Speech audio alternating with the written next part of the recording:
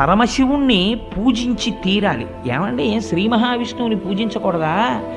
పలికించు విభుండు రామభద్రుండట అన్నారు కదా, ఏం రామచంద్రమూర్తిని పూజించకూడదా? కృష్ణుణ్ణి పూజించకూడదా? శివుణ్ణి పూజించమని పోతన గారు ఎందుకు చెప్పారు అంటే, పరమశివుణ్ణి మనం లింగ రూపంలో ఆరాధన చేస్తాం. లింగ రూపానికి కాళ్ళు చేతులు ఉన్నాయా?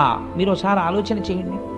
కాళ్ళు చేతులు ఉన్నటువంటి ఒక గొప్ప మూర్తి ముందు మీరు కూర్చుంటే మీ మనస్సు తెలిసో తెలియకో దాని యందు మగ్నమవుతుంది.